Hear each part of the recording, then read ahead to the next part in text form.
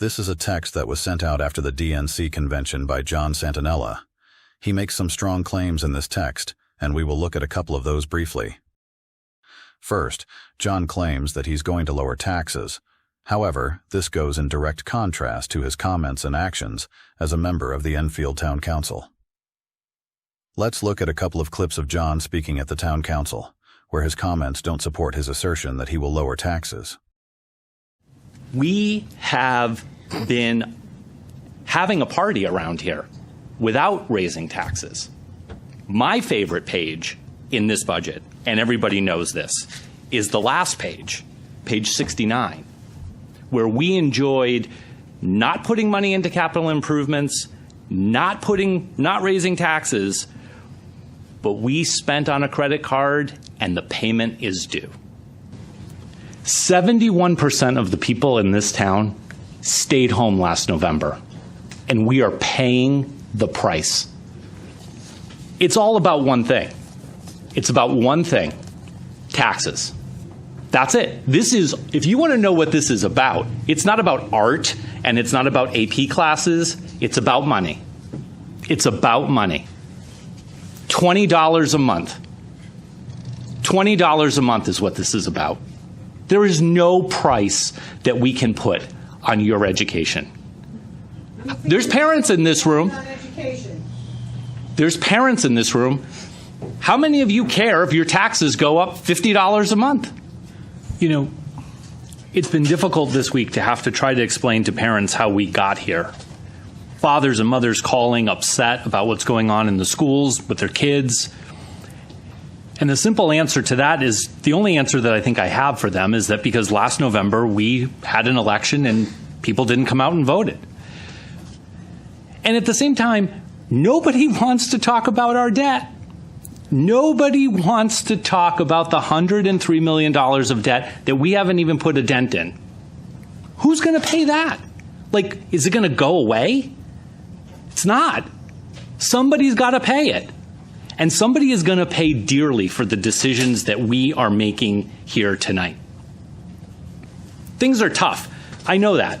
You know, I don't know that. Because, you know, if you go to the country diner at 9 o'clock on a Tuesday morning, you can't find a parking spot. All these people that can't afford to do anything. We're not shuttering doors in town. Does this feel like we are going bankrupt? We're not. What was the option? You could have raised taxes. We raised them the last 2 years. Well, but that's the option. We raised them the last That's 2 the years, option. John. Well, Marie, and they were that's fully the option. funded the And last 2 I'm out of years, and order. this still happens. As you can see, he's not looking to lower your taxes. Next, he talks about defending reproductive freedoms. I don't see anyone preventing people from reproducing. Not in this country, at least. Maybe he's confused. Although this seems like one of those keyword phrases that doesn't mean what it says, but it sounds good, so they can use it to push an alternate agenda. Fund our schools. I'm going to take a stab in the dark that he's saying he wants to increase the budget for the school system, even though that isn't what he said. What happened to lowering taxes? How do you lower the taxes and at the same time raise the amount of money needed? Whether the money comes from town property taxes or state taxes, it's still coming from taxes, and he says he is going to lower them. Lower costs for the middle class. I would love to know how he would plan on lowering costs for the middle class. I'm guessing that he sees the middle class as the largest voting bloc, so he's just offering up words again, with no actual meaning behind them.